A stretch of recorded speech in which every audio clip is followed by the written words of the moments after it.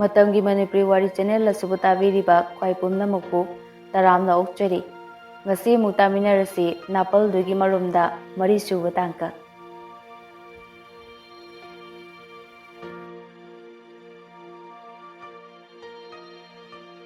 Suresna Ses Minok fawadi Kelihe fawa Tomtinna Kari haba hujikdo Minok asidine Kien bayam yorong kani haba Ado kari wari sahoge nangbo As kari wari busana doino da Kaino nungsi kainaga hayodro Nang sidiba Aidi sarna korok padudane Pachaba chance ama phangena Kau bau lo jingay da phuk hawala chatlini kaino As kaidagi nungsi haiduno Wow do phawudane minute 10 changlaga hairi kansida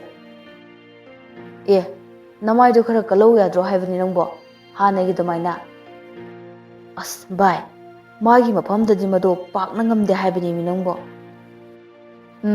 tawni nang adudine pamlaga chaglaga dom lehoro mamai kanba amana laagane sat puro chakijani ngarak bidongna ne lakjagijani kaidi madu ya ponte ko aina handoni ko as kandila o chase numit adugi numidangni lingthoi wakal khandana momon noklaga phamli maga wari sanaba phangboda karigino aina asuki matik harawba pokliba aduga mikuk khuding magi saktam dabu oningliba magi wakalda khangningliba sna karigino amuksu magi wari taruraga aigi thamoina asuki matik wariba nungaitriba sna karigi wakal kallingai tanjaduda mamana korai bema kari haige ma Sakina noi pabungdo hoji phawba halaktrine phone do mukta tawdana hoi tawge ma asi haraga lingthoi phone do puthokduna mapagi number da dial tawi adubu not reachable harai lingthoina ima phone chatiye ha kaidaw khroba janone hauji phawba halaktriba sibo ima yadabigi oramniye hoi yaraga hek halakjarani nangsune lairik to pathok jaruro asi haraga lingthoigi mama saki chatkige tawi lingthoina ima amta ngaikhoba kaidorogi nangbo lingthoi ketharap tawna hairai ima da kainomta haigeba hayune karino isana haninglibado ima da hayo aduro ima sigi phone se nungaitreba phone amata lebiyoba haima karino ibema phone bu tawba yaba mapairaga lore nangna hojik thoina darkar leibasu nate imana khangba nate leidi lebiyoba ko as lebiyoba ko hoi adu nang ngaudi ngoksinanu ko nang handak ten thadoini nathogdana pukning changu ko lingthoi harawrap tawna hoiba aisu khangeba aibu yamna langbagi type somdana tomtin khoigi imung chak chanaba haiduna punna phaminari tomthinna ima aisu imagi mateng khara do isu pangnaba angang khara lai tambirage Purnimana yaini tamo adudi yamna phaba wani ne mem chawbina amu adubu angangbu leigadra ne nangna taknaba tomthinna adugi budi ima nasada hairpa kuirabane tamora keski macha ahumdo kuirabane angonda takpiyo haira ise hoi nangna bu tawge khalladine hek tawsillo asumna numit mangani tarukni haujinkre Tomthinga Suresh kadi school mi yamna lakte class fazana tawde haiduna matam kharadi karoi haiduna chatre somdana lingthoi uningli ba saktam dobu uradi haiduna nongmata lepte lakpa lingthoi bench da phamduna wakhal khalli madugi sono chubi ahumdusune amate hek lakte loina tokhrabra khangdiba aduga apangdusu kariginoba nongma khak mairambi dawna phat lawna ngalamlaga amuk tobina lai krisna ꯃꯥ ꯎꯅꯤꯡꯕ ꯃꯤ ꯂꯩ ꯍꯥꯏꯕꯁꯦ ꯃꯥꯁꯨ ꯈꯔ ꯃꯈꯩꯗꯤ ꯈꯪꯂꯤꯕꯅꯦꯕ ꯑꯗꯨꯒ ꯂꯥꯛꯇꯕꯤꯒ ꯇꯧꯋꯦꯕ ꯉꯁꯤꯅꯦ E ꯀꯥꯔꯛꯇꯅꯕ ꯃꯌꯨꯝꯗ ꯀꯣꯛ ꯍꯦꯛ ꯆꯠꯂꯨꯅꯤꯀꯣ ꯑꯁ ꯑꯗꯨꯁꯨ ꯃꯌꯨꯝ ꯈꯪꯗꯦꯅ ꯇꯧꯔꯤꯁꯦ ꯋꯥꯈꯜ ꯑꯁꯦ ꯈꯟꯗꯨꯅ ꯂꯩꯔꯤꯉꯩ ꯇꯥꯟꯖꯥꯗꯨꯗ ꯈꯪꯍꯧꯗꯅ ꯇꯨꯡꯗꯒꯤ ꯗꯪ ꯂꯤꯡꯊꯣꯏ ꯈꯪꯄ꯭ꯔꯦꯛ ꯈꯪꯉꯤ ꯄꯨꯁꯄꯥꯅ ꯏꯁ ꯈꯪꯕꯤꯒꯁꯨ ꯇꯧꯔꯤꯅꯦ ꯃꯁꯛ ꯏꯐ ꯍꯦꯛ ꯐꯖꯒꯩ ꯑꯕꯦꯅ ꯑꯃꯨꯛ ꯀꯩꯅꯣ ꯅꯪꯅ ꯁꯤꯗ ꯌꯨꯡꯐꯝ ꯏꯂꯩ ꯂꯩꯇꯕꯗꯧꯅ ꯌꯨꯡꯉꯒ ꯐꯝꯂꯝꯂꯤꯁꯤꯅ ꯂꯤꯡꯊꯣꯏꯅ ꯌꯨꯡꯕ ꯇꯥꯕ ꯅꯈꯣꯏꯗꯤ ꯀꯅꯥꯝꯇꯁꯨ ꯂꯥꯛꯇꯦ ꯏꯊꯟꯗ ꯕꯤꯠ ꯀꯌꯥꯝ ꯌꯥꯎꯗꯦ ꯈꯪꯕ꯭ꯔꯥ ꯊꯥꯖꯅ ꯑꯃꯨꯛ ꯑꯗꯣ ꯑꯩꯈꯣꯏ ꯂꯥꯛꯑꯕꯅꯤꯅ ꯕꯤꯠ ꯌꯥꯎꯔꯕ ꯅꯠꯇ꯭ꯔꯣ ꯂꯤꯡꯊꯣꯏ ꯄꯩꯔꯞ ꯇꯧꯅ ꯍꯣꯏ ꯌꯥꯎꯔꯦ ꯌꯥꯎꯔꯦ ꯍꯧꯖꯤꯛꯇꯤꯅꯦ ꯕꯤꯠꯇꯣ ꯈꯧꯔꯤ ꯌꯧꯔꯦ ꯑꯕꯦꯅ ꯑꯃꯨꯛ ꯑꯗꯨꯗꯤ ꯅꯨꯡꯉꯥꯏꯕꯅ ꯃꯇꯣꯟ ꯂꯣꯜꯂꯝꯂꯅꯤ ꯕꯤꯠꯇꯣ ꯌꯥꯝ ꯌꯥꯝꯃꯜꯂꯦꯕ ꯑꯕꯦꯒꯤ ꯋꯥꯍꯩꯗꯨꯗ ꯃꯈꯣꯏ ꯃꯁꯦꯟ ꯄꯨꯟꯅ ꯅꯣꯛꯏ ꯂꯤꯡꯊꯣꯏꯅ ꯑꯃꯗꯨꯁꯨ ꯑꯍꯥꯟꯕ ꯅꯨꯃꯤꯠꯇꯨꯗ ꯈꯛ ꯂꯥꯛꯑꯝꯂꯒꯅꯦ ꯑꯗꯨꯝ ꯂꯥꯛꯇ꯭ꯔꯦ ꯑꯕꯦꯅ ꯀꯅꯥꯅꯣ ꯑꯃ ꯍꯥꯏꯕꯣ ꯑꯁ ꯍꯣꯇꯣꯝ ꯊꯤꯟꯗꯣ ꯍꯩꯃꯥ ꯁꯤꯗꯤ ꯄꯨꯔꯥ ꯃꯑꯣꯡ ꯑꯃꯅꯤꯅ ꯑꯗꯣ ꯅꯈꯣꯏ ꯃꯥꯒꯤ ꯃꯌꯨꯝ ꯈꯪꯕ ꯌꯥꯎꯕ꯭ꯔꯥ ꯊꯥꯖꯅ ꯌꯥꯎꯗꯦ ꯑꯗꯣ ꯃꯌꯨꯝ ꯈꯪꯂꯒ ꯀꯩꯗꯧꯒꯦ ꯍꯥꯏꯔꯤꯅꯣ ꯍꯣ ꯆꯠꯂꯨꯁꯦ ꯍꯥꯏꯒꯦ ꯇꯧꯕ ꯁꯤ ꯑꯣꯏꯔꯗꯤ ꯌꯥꯔꯕ ꯒ꯭ꯌꯥꯟ ꯌꯥꯝꯅ ꯇꯥꯃꯟꯈꯤꯗ꯭ꯔꯦ ꯅꯣꯏꯁꯦ ꯑꯁꯦꯡꯕ ꯄꯨꯁꯄꯥꯅ ꯑꯃꯨꯛ ꯁꯤꯗꯤ ꯂꯩꯅꯥꯁꯤꯗꯤ ꯌꯥꯝ ꯊꯤꯅ ꯍꯦꯟꯖꯜꯂꯝꯃꯦꯅ ꯇꯨꯃꯤꯟꯅ ꯂꯩꯕ ꯍꯧꯗꯣꯡ ꯆꯐꯨ ꯉꯝꯃꯤ ꯍꯥꯏꯗꯣ ꯇꯧꯔꯦꯅꯦ ꯁꯤꯗꯤ ꯑꯕꯦꯅ ꯑꯃꯨꯛ ꯑꯗꯨꯅꯦ ꯍꯥꯏꯁꯦ ꯃꯥꯏꯁꯤꯗꯤ ꯌꯥꯝ ꯍꯦꯃꯟꯗ꯭ꯔꯣ ꯂꯤꯡꯊꯣꯏꯅ ꯅꯣꯏ ꯃꯌꯥꯝ ꯆꯪꯗꯅꯅꯦ ꯑꯩꯁꯦ ꯍꯥꯠꯂꯣꯀꯣ ꯑꯩꯁꯦ ꯐꯖꯅ ꯍꯥꯠꯂꯦꯕ ꯅꯣꯏꯅ ꯍꯥꯠꯂꯣ ꯅꯣꯏ ꯑꯩꯁꯦ ꯍꯥꯠꯂꯣꯀꯣ ꯊꯥꯖꯅ ꯆꯨꯝꯕꯨ ꯆꯨꯝꯗ꯭ꯔꯣ ꯑꯩꯈꯣꯏꯅ ꯍꯥꯏꯔꯤꯁꯦ ꯉꯥꯎꯕꯅ ꯑꯩꯈꯣꯏꯅ ꯉꯥꯎꯔꯛꯂꯒ ꯑꯣꯏꯕꯅ ꯅꯪꯅ ꯑꯣꯏꯕ ꯇꯥꯔꯕ ꯑꯣ ꯅꯣ ꯍꯣꯏ ꯑꯣꯏꯕꯗꯤ ꯑꯩꯒꯤ ꯑꯣꯏꯕ ꯇꯥꯔꯦ ꯃꯌꯥꯝꯅ ꯄꯥꯝꯂꯁꯨ ꯅꯊꯟꯗ ꯆꯥꯛꯆꯍꯧꯔꯣ ꯑꯁꯨꯝꯅ ꯅꯨꯃꯤꯠ ꯅꯤꯅꯤꯃꯨꯛ ꯍꯧꯈ꯭ꯔꯦ ꯁ꯭ꯀꯨꯜꯁꯨ ꯃꯤ ꯑꯌꯥꯝꯕꯅ ꯀꯥꯅꯔꯛꯂꯦ ꯇꯣꯝꯊꯤꯟꯒ ꯁꯨꯔꯦꯁꯀꯁꯨ ꯉꯁꯤꯗꯤ ꯁ꯭ꯀꯨꯜ ꯀꯥꯔꯛꯏ ꯁꯨꯔꯦꯁꯅ ꯚꯥꯏ ꯃꯤ ꯌꯥꯝꯃꯛꯄꯁꯤꯗꯤ ꯁ꯭ꯀꯨꯜꯒ ꯃꯥꯟꯗ꯭ꯔꯣ ꯉꯁꯤꯁꯦ ꯃꯥꯜꯂꯦ ꯑꯍꯥꯟꯕ ꯅꯨꯃꯤꯠꯇꯨꯗꯗꯤ ꯕꯤꯠ ꯌꯥꯎꯗꯦꯍꯦ ꯑꯗꯨꯗꯒꯤꯅꯦ ꯑꯩꯅ ꯉꯁꯤ ꯈꯛꯇꯪ ꯁ꯭ꯀꯨꯜ ꯀꯥꯔꯛꯏꯁꯦ ꯅꯍꯥꯟꯈꯩ ꯀꯥꯕ ꯇꯟꯕꯒꯤ ꯑꯗꯨꯒꯤ ꯋꯥꯗꯤꯅꯦ ꯅꯪꯗ ꯅꯠꯇꯦ ꯑꯣꯖꯥ ꯑꯩꯁꯨ ꯋꯥꯔꯤ ꯁꯥꯟꯅꯔꯒ ꯂꯩꯔꯤꯉꯩ ꯇꯟꯖꯥꯗꯨꯗ ꯇꯨꯡꯗꯒꯤ ꯂꯤꯡꯊꯣꯏꯅ ꯅꯕꯥꯅꯤꯗꯤ ꯅꯍꯥꯟꯈꯩ ꯀꯥꯏꯗ ꯃꯥꯡꯂꯨꯔꯒꯦ ꯁꯨꯔꯦꯁ ꯃꯌꯥ ꯏꯍꯤ ꯍꯤꯒꯠꯂꯒ ꯃꯥꯡꯗꯦꯍꯦ ꯑꯗꯨꯝ ꯂꯩ ꯇꯣꯝꯊꯤꯟꯅ ꯃꯤ ꯌꯥꯝꯅꯁꯨ ꯂꯥꯛꯇꯕ ꯀ꯭ꯂꯥꯁꯁꯨ ꯐꯖꯅ ꯇꯧꯗꯕꯗꯨꯗ ꯀꯥꯔꯛꯇꯕꯅꯤꯗ ꯂꯤꯡꯊꯣꯏꯅ ꯑꯃꯨꯛ ꯑꯗꯣ ꯍꯣꯔꯦꯟ ꯁꯨꯇꯤ ꯊꯥꯔꯀꯥꯟꯗ ꯅꯈꯣꯏ ꯑꯅꯤ ꯑꯩꯒꯤ ꯅꯥꯛꯇ ꯑꯃꯨꯛꯇ ꯆꯪꯂꯛꯑꯝꯃꯨꯀꯣ ꯑꯁꯤ ꯍꯥꯏꯔꯝꯂꯒ ꯂꯤꯡꯊꯣꯏ ꯅꯣꯛꯐꯦꯠ ꯇꯧꯗꯨꯅ ꯀ꯭ꯂꯥꯁꯇ ꯆꯪꯈ꯭ꯔꯦ ꯉꯥꯏꯍꯥꯛꯀꯤ ꯃꯇꯨꯡꯗ ꯀ꯭ꯂꯥꯁꯁꯨ ꯍꯧꯔꯦ ꯂꯤꯡꯊꯣꯏ ꯇꯣꯝꯊꯤꯟꯒꯤ ꯁꯨꯃꯠ ꯌꯥꯏ ꯄꯨꯔꯕ ꯃꯥꯏꯊꯣꯡꯕꯨ ꯍꯨꯔꯥꯟ ꯌꯦꯡꯂꯤ ꯂꯤꯡꯊꯣꯏꯅ ꯌꯦꯡꯂꯤ ꯃꯈꯩ ꯄꯦꯟꯗꯕ ꯃꯥꯏꯊꯣꯡꯅꯤ ꯑꯉꯛꯄꯅꯤ ꯅꯪꯒꯤ ꯁꯛꯇꯝ ꯅꯨꯡꯁꯤ ꯍꯥꯏꯗ꯭ꯔꯤꯉꯩ ꯃꯤꯒꯤ ꯊꯃꯣꯏꯕꯨ ꯈꯨꯗꯨꯝ ꯆꯟꯕ ꯉꯝꯕ ꯃꯤꯒꯤ ꯊꯃꯣꯏꯕꯨ ꯈꯨꯗꯨꯝ ꯆꯟꯁꯤꯜꯂꯒ ꯃꯥꯅ ꯀꯔꯤꯁꯨ ꯈꯪꯗꯕ ꯑꯃꯒꯨꯝ ꯁꯥꯗꯨ ꯁꯥꯔꯒ ꯂꯩꯊꯣꯛꯂꯤꯅꯦ ꯃꯁꯤ ꯃꯃꯥꯏꯁꯤꯗꯅꯦ ꯍꯦꯛ ꯁꯤꯛꯇꯠꯄꯕꯨ ꯄꯦꯜꯂꯣꯏꯍꯦ ꯑꯗꯨꯕꯨ ꯉꯁꯤꯗꯤ ꯇꯣꯝꯊꯤꯟ ꯂꯤꯡꯊꯣꯏꯕꯨ ꯌꯦꯡꯂꯛꯇ꯭ꯔꯦ ꯑꯣꯖꯥꯅ ꯇꯥꯛꯂꯤꯕ ꯄꯔꯥꯗꯣ ꯄꯨꯛꯅꯤꯡ ꯆꯪꯅ ꯇꯥꯈ꯭ꯔꯦ ꯇꯣꯝꯊꯤꯟꯅ ꯁꯨꯛꯌꯦꯡ ꯌꯦꯡꯂꯛꯇꯕꯗꯨꯗ ꯂꯤꯡꯊꯣꯏ ꯃꯆꯤꯟꯗ murum ꯁꯣꯜꯂꯤ ꯑꯌꯥ ꯁꯨꯛꯌꯦꯡ ꯌꯦꯡꯂꯛꯇꯤꯌꯦ ꯃꯁꯤ ꯏ ꯀꯥꯔꯛꯇꯅꯕ ꯂꯥꯏꯔꯤꯛꯁꯤꯅ ꯃꯃꯥꯏꯁꯤꯗꯅꯦ ꯄꯣꯛ ꯂꯥꯎꯅ ꯊꯣꯝꯖꯤꯟꯕ ꯁꯣꯏꯔꯣꯏꯁꯦ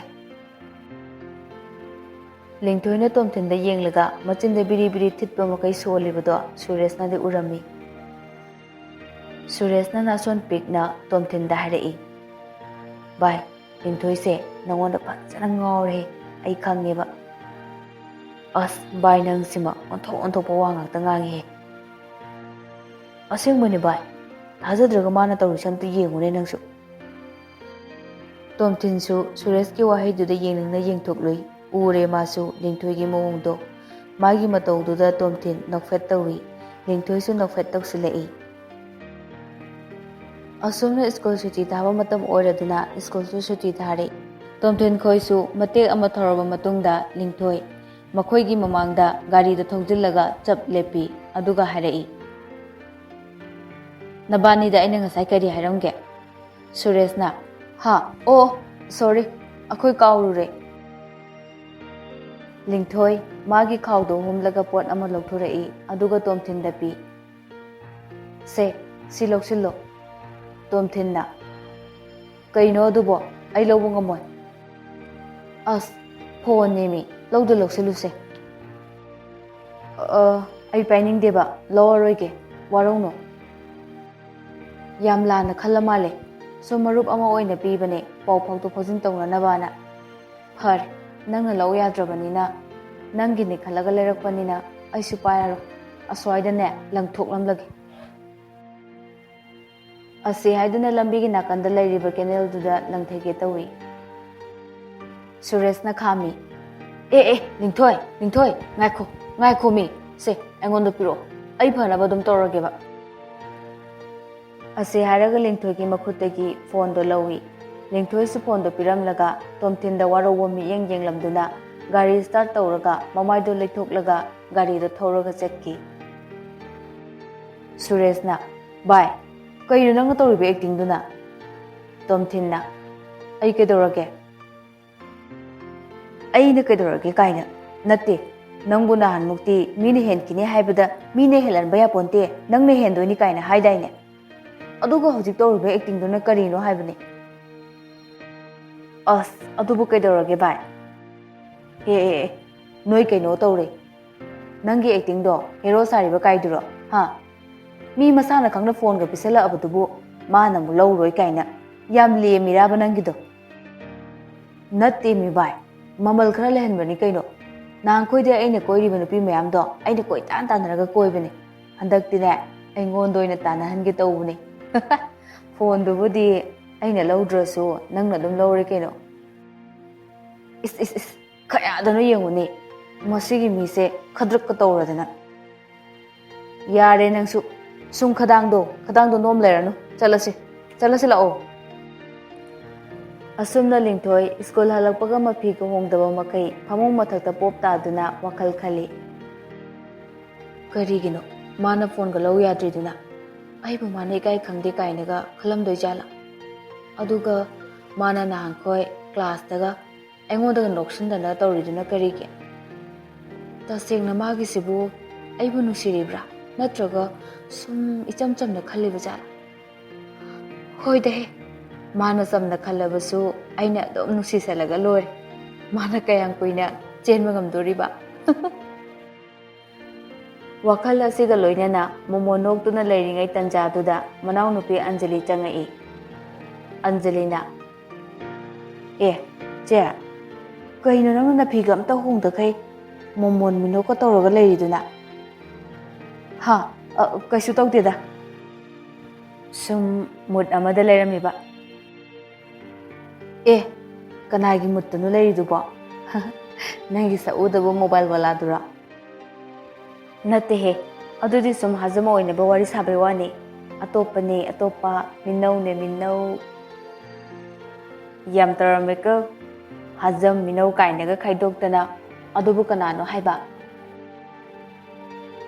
ꯃꯁꯛꯀꯗꯤꯅꯦ ꯈꯨꯐꯖ ꯑꯃ ꯔꯥꯁꯤꯅꯒ ꯃꯇꯨꯝꯒ ꯂꯩꯔꯗꯅ ꯑꯁ ꯌꯥꯝ ꯊꯤꯅ ꯅꯨꯡꯁꯤꯖꯥꯅꯤ ꯑꯗꯨꯕꯨ ꯍꯥꯏꯕ ꯅꯪꯅ ꯉꯁꯤ ꯔꯥꯁꯤꯒꯁꯦ ꯃꯇꯨꯝ ꯂꯩ ꯀꯥꯏꯅ ꯊꯥꯒꯠꯂꯤꯗꯨꯕꯨ ꯀꯅꯥꯅꯣ ꯍꯥꯏꯕ ꯂꯤꯡꯊꯣꯏ ꯍꯧꯒꯠꯇꯨꯅ ꯗ꯭ꯔꯦꯁ ꯍꯣꯡꯅ ꯍꯥꯏꯔꯛꯏ ꯉꯥꯏꯕꯇ ꯀꯜꯂꯨ ꯃꯥꯏꯅ ꯈꯪꯖꯔꯛꯀꯅꯤ ꯉꯥꯏꯉꯝꯗꯕ ꯇꯧꯒꯅꯨ ꯑꯟꯖꯂꯤꯅ ꯍꯩꯃꯥ ꯁꯤꯗꯤ ꯃꯇꯥ ꯑꯃꯅꯤꯅꯦ ꯈꯪꯅꯤꯕ ꯅꯪ ꯈꯪꯅꯤꯕ ꯑꯩꯅ ꯑꯣꯏꯅ ꯀꯣꯏꯁꯤꯟꯒꯦꯕ ꯀꯔꯤꯕ ꯅꯪꯅ ꯍꯧꯖꯤꯛ ꯍꯥꯏꯔꯤꯗꯣ ꯁꯛ ꯊꯤꯕꯤ ꯅꯪꯗꯤ ꯂꯥꯏꯔꯗꯅ ꯑꯩꯕꯨ ꯄꯥꯝꯕꯤꯗ꯭ꯔꯀꯥꯟꯁꯤꯗ ꯑꯩꯕꯨ ꯁꯛ ꯊꯤꯕꯤ ꯀꯥꯏꯅ ꯑꯩꯅ ꯁꯛ ꯊꯤꯔꯦ ꯍꯥꯏꯔꯗꯤ ꯅꯪꯗꯤ ꯐꯖꯔꯝꯂꯅꯤ ꯅꯁꯛꯅꯦꯅ ꯁꯤꯇꯥ ꯁꯦꯟꯅꯕ ꯍꯦꯛ ꯃꯥꯜꯂꯗꯅ Yare nang thokro chalo. Ai sum saurani. Tanja do sakhi changlei. Kaidorage nachin na onina to kan ngangnari badubo mapanda fawbo loina tare ne noibo. Angelina. Mama, masigi mi se mi yam karim naigo. Tapna ngangna ba kaidoge noibo. Lingthoina amu. Masi angang se tan yam na sade mi yam na usite ma. Nakhoi ani sibu karam na ngangna sige ngak leiraga na lapoi ga sangong oikrani. Angelina amu. Adubudi ichinina oitori ne mama. Lingthoina noklaga. Chumme nanauna harise chumme ma. Somdana tomtinna Suresh mayum yawraduda. Bye, adudi lehoroko. Suresh na, yeah, lehodrodi aibu nangi natungda yeplaga puge hairo. Hoine aduna voice lehoro hari ni ne. Hauji ching yamna tang khrajani mi ge yepaga puba ngam bajanate. Kaya aduna yengune mabu khupata aje. Pukki wadi nang su phatte da ai de nate da. Is aina kai de phatri ba. Karamba numita phattaba wakal cheng khrage ba aina. Hera phattaba wakal chele hai khrabo aibo. Nabuk to phatte haiwani amanga so mayam mi yaw batuda. Onthok pa nang su ba bap ti phak khraponi. Ho yare nang ngang nangam japonte. Jagat laing tawradana. Nangi katang do mathau halle pothau ro waram lani ai chale. Ase haram laga tomthin maigi hambar do matek ama thoroba matungda pura disc brake phabagi mong ni mana khallaga phariba brake to NS ka oram labadi maning haigat laga mamang jungladabani. Cycle hambar oram bagi phabani. Mamai fat leithok laga amuk laurai. Oi, ngaiko. Nang mapu saraga airo. Suresh na. Kari no ibungo nang na muktum dana choro loli duna. Tomthin noki toraga harai. Phone do mapu ai oram gani. Ai di kau he. Kau ni nang. Kau Suresh na. Are mapane haira dibuko mi singse lem ek tha de aiduni. Hera nangsu are mapadi natida. Mina do phajana igini khallaga lere ini haidubu are mapa kaina. Hoine. Ado nangna di free da phangbani dana. Aduna are mapa tadro. Mana orsu sale piraga lerakpane. Aduna are mapa nate. Ai chale. Ase haraga tomthin Suresh tagi phone do loraga mayum lomda hanki. Numidangi matamni tomthin angang larika na takli. Khangawdana phone do ring ama lai. Ring dugi makhol do tabada tomthin khangprek khangi amukta tadabaduda. Magi matawduda angang sing du thit nokli. Phone do lokthok tu na yengbada khangle phone torok libado kanano haiba. Lingthoi haina sep torambaduda. Tomthin na. Hello, Lingthoi na. Kedorige. Angang nate. Kaisu tawde. Tomthin phone da ahanba wari sabagi masado ithak thagatli. Lingthoi noki tawraga. Kedorige ithak thagatli dia. Kaisu tawde. Ado nangdi kedorige. Kaisu tawde da. Sum kanagumba amagi wakhalda mondrang macha khalambanida. Adu de ngaktang mondrang macha do tawbiyo ko. Ai ngaktang leraga tawjarke. Thaba khara tawruge ba. Ngai. Lingthoi gi wadu loijingai da tomthin na phone do kakthatpana hankre. Tomthin angang larik takle haiba kawbu makai mondrang tawraga noki tawraga lei. Pura mawong amani mana tawrise. Hero ga sadana. Sidi mawong amani he. Thamoi sengna khanjaba magi mafamdana chillegese ipha phajali sibu karigin. Mi loine sumaina ga tawba jala. Natraga ai khaktagira. Nushibase lu sului lai sulai. Lu lai ama tawine. Nate mafamda aigi wasibu ama fawba haiba nangawdana da en thakibana handu jala. Numidanggi chak toklaba matungni Tomthingi phoneda krik krik haina makhol ama taki. Logthoktuna yenglubada one message received from Lingthoi haina tharaga lerami. Tomthin message to hangdoktuna yengi. Bat khaisini. Irakliba marol aduda Tomthin mathanta murum soli. Tawrol adongni. Masigi lon tha sudabi manbise. Mina khangde hairamaktada ba. Si oradi reply ga matek handaba taba. Asumna ngahak leiraga message ama muk thajilai. Message reply halaktabadu reply hannaba sel yaudabagi Tomthina halaktabani haina khalli Lingthoina mana sundrang lol ama lonjanbagi halaktabani haibadi ma khangde. Tomthin message to mo hangdoktuna yengi. Kedorage message ka halaktrade message pe kaloina hapabani aina message halao. Lingthoi ki message se paaba loibaga reply ama hanki Tomthinna. Somda Lingthoi ki phone da one message received from Sweetie ana chongthorai. Pura anaibini koiba phau koinadri nungphau nungsinadri Sweetie kaina thonjille tawrise lainadi phachana henjille Lingthoi. Tharak leba message tu hangdoktuna yengbada sumna irami. Adugi nattene nangna awaiba lona malona aga kaidigi khangdoino aina somaina dum hairakpa yadro.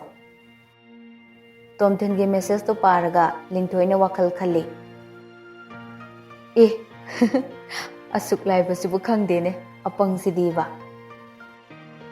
Asi hairaga Tomthinda message amamu iraga thai. Adu phawba khangdaba asuk laibase apang chak charabo haibani. Tomthina amu reply tawrai. Adumaina ima londuda adum hairao. Chare. Khangde hairamatada amukasu Lingthoi magi sundrangi londo lonjilai. Ki sabji khaise. Lingthoina tharak liba message to ubaga amuk Tomthin murum soli. Masigi lon sida tharak lunu haibase amukasu tharaine. Masibu mana kadaida muk chatlaga tamurino khangdeba. As wadorida. Ngahaktuda masu kadaidagi wakalno khangde. Mobile gi batamduda kit hekta nami aduga masu Lingthoi da thaki. Lingthoi gi phone gi screen duda one message received from Sweetie hairakpaduda Lingthoi so hanglaga hekta yengi. Ammi tambi finance team pere kere bimi pe sen. Asi paraga Lingthoi ngakna. Kari lono mana mutawralisina. Nahan makai mana loliba mayamdo Tomthina ngorongane haibadi khangjabaja nate. Mina amakak tharakpadudadi Lingthoi khangdabadagi pungaw ngawre. Tomthinda message thaduna amuk hangi. Nangna lolisibu kari harino. Tomthinna. Aisu khangde nang gyan tahan kya haiduna tharakpane. Khangdabase ko kaya ngawgedo. Aduga nangna kadadagi lawraga loliba. Wanted film da isai da yaubudune. Loan body Spanish ne. Kari hari no di khangde. Lalera chumira su khangde da ina ngangido. Maanaba pangang da ngangban. Asumna thakraga Tomthin mathanta amuk khanjai. Khamdawiya nang chau chiti bab taramlani. Khangdaba lon se kayam ngawgedo. Kai kandabada. Lingthoina.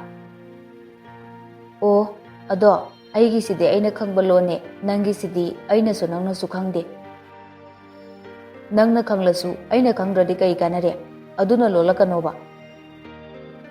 Ado aigi sidi aina khangbanina nangsu tamo haibanine. Haubuda ngairiye ayang wai tamge nangani dum. Haujiktina imalon sida tum sethanagise.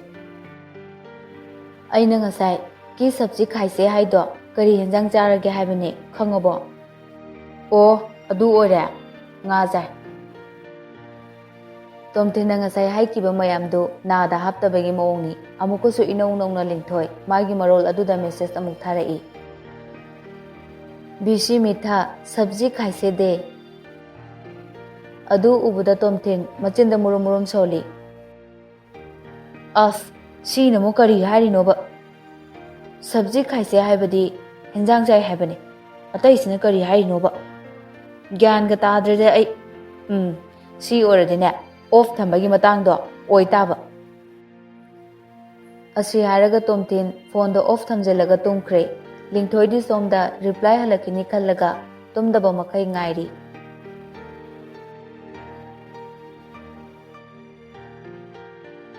ꯃꯇꯥꯡ ꯑꯁꯤꯗ ꯇꯥꯕꯤꯔꯤꯕ ꯈ꯭ꯋꯥꯏ ꯄꯨꯝꯅꯃꯛꯄꯨ ꯑꯃꯨꯛꯀ ꯍꯟꯅ ꯈꯨꯔꯨꯝꯖꯔꯤ